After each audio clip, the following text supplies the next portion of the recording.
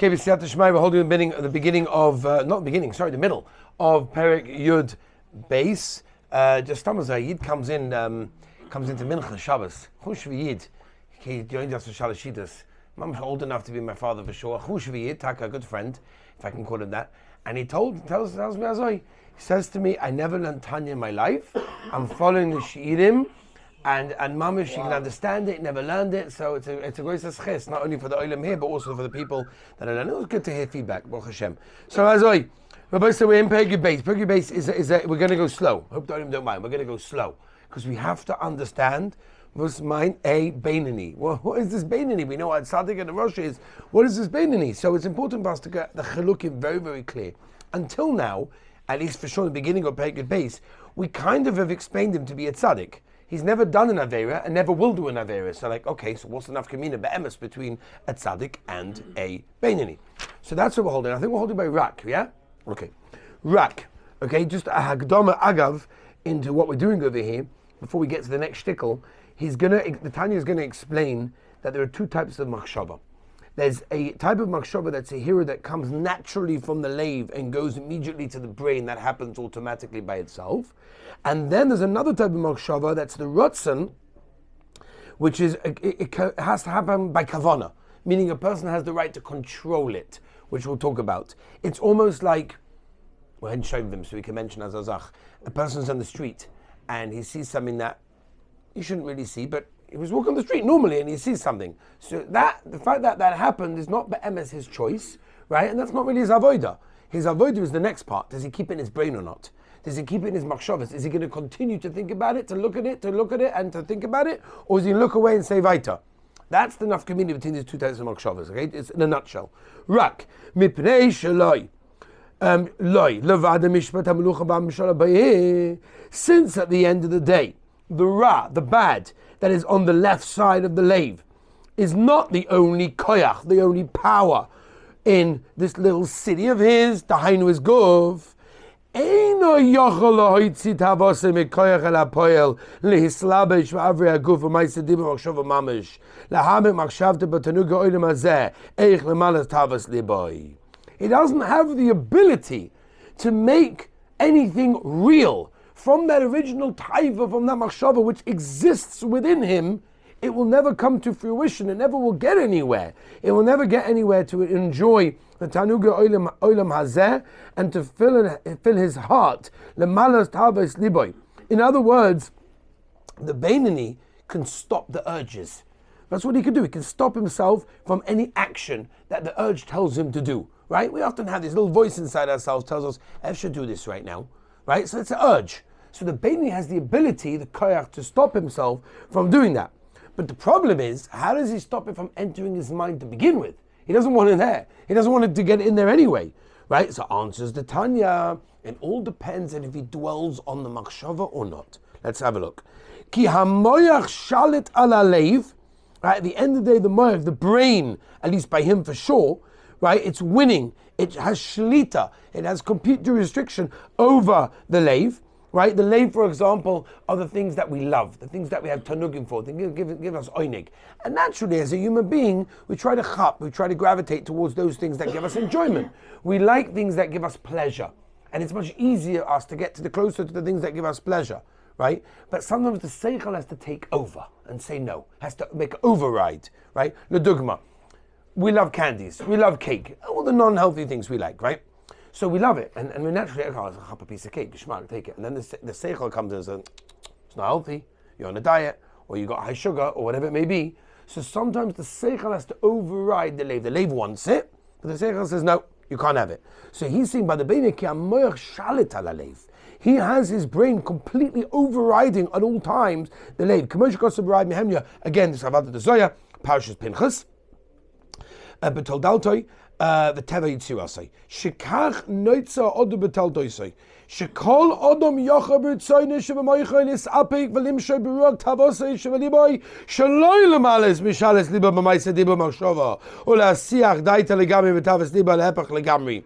That means the Rebbeinu Shalom made in a situation that even if his heart really wants something, is desiring something, is begging for something, is urging for something, at the end of the day he has the koyach, he can overpower all of the taivas, right? And it doesn't give in to his dibur machshava or maisa, okay?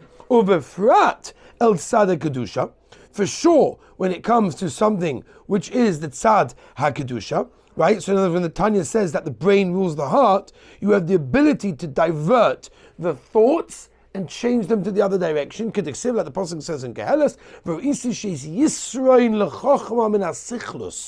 right? Shlomo Melech says that there's an advantage of chokhmah, wisdom, over sichlus, stupidity, however you translate that. Like the advantage of light over darkness.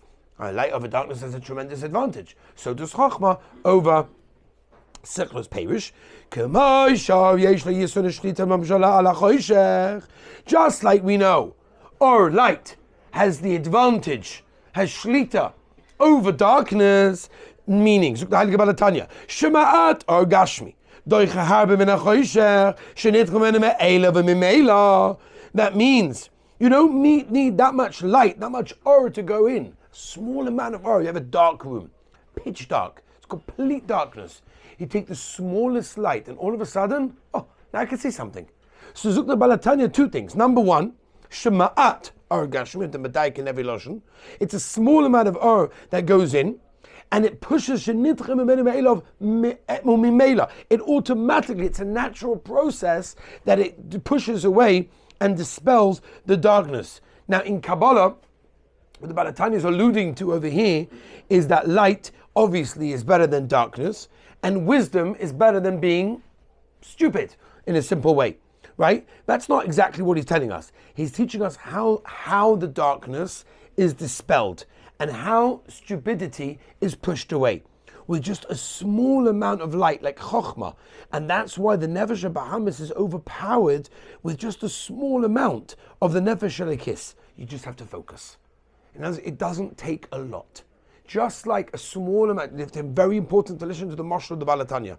Small amount of light dispels a huge amount of darkness. A small amount of cleverness dispels a tremendous amount of stupidness. So too, a small amount of a nefesh Elikis, if you focus properly, which again, of course, Avadi is going to talk about in a very practical way soon, then you're able to divert everything. You're able to divert everything to the other side.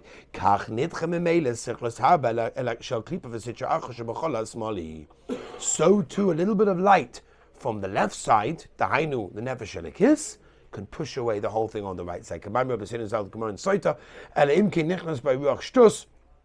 Which of course Ruach Shtus comes from Nefesh Bahamis, meaning, why does the Gemara tells us, why does the person do Aveira? Only if a Ruach Shtus, to hide a little bit of Nefesh Bahamis goes inside. Mipnei, HaChochma shebenefesh Elikish shebemoyach, asher ritzoyna limshol levado be'eh. We know that the Nefesh Elikis is fighting to live and to rule alone in the ear, the city, Hainu Aguf. Ulis labish b'shloisha levusheha. And to literally be, to be clothed with all of the three levushim. B'chol aguf kulei kenal shei machshava, dibo, umaisa, shel tarieg mitzvahs, ha-Torah kenal. So the Nefesh Elikis wants total power over the guf in regards to machshava, your thoughts, dibo, your speech, maisa, and your actions of your guf. You got a little bit more, tiny bit more. V'yaf al pikein. And even though the Nefesh Elikis has complete mastery over your machshava dibo maisa, now the Tanya, the Heilige Balatanya, is going to explain what's be'emes, the difference between a Beinoni and a Tzaddik. What calls one a Tzaddik and one a Beinoni? Because at the end of the day, it's only affecting the outer three levushim, right? That's the Chabad, right? The machshava dibo maisa. But it doesn't have mastery over the midas and the seichel. Right, this guy, he's not a tzaddik. Why? And we're going to explain why. This maila, that the nefesh Elikis has on the darkness, of course referring to the nefesh Bahamis, but and it pushes it away. Why does it do that? That's only to machshava dibo maisa, which is beautiful. But remember, machshava dibo maisa is the levush, it's the clothing. It's not intrinsically us, okay? That means, as we know, Nefesh Bahamis is from the Klipa. That means when a person is davening, and we said that last time, that means by Krishma, he's Makabal or Malchus Shemaim, Gavaldik, unbelievable. But it only affects him b'shas tefillah. Meaning at the Shas Tefillah, he's so dovek to the Rabbeinu Shalom, the Avas Hashem is so there, but it only affects the outer layers, Tahainu is Machshava Dibur Maisa, but not his essence, not who he actually is. Okay?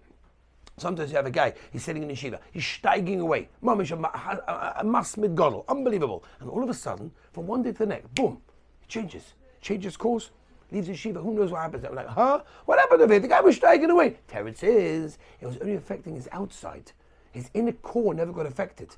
So he's telling us the Beinoni is a Beinoni because he avada b'shas tefillah. He's dovek to Rabbeinu Shalom, his machshavas gavaldik, machshava dibur maisa. His maisa is gavaldik, he's shockling away. His dibur, he's doing tefillah, his machshavas with Hashem. But that's it. It only affects those levushim, those clothings. Okay.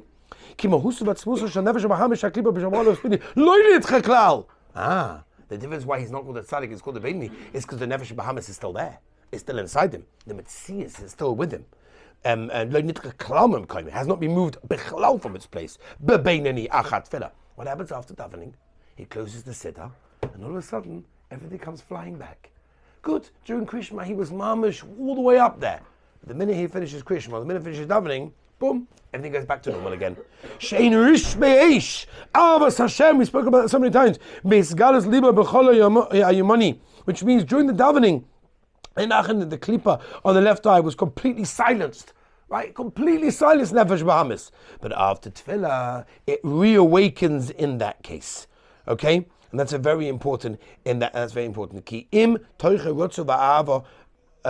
Okay, so I think we'll continue that in Mitzvah Shem tomorrow, because then it goes into a whole new discussion. Mitzvah Shem tomorrow, Rabbi Say, we shall continue from where we're holding today. Shkoyach.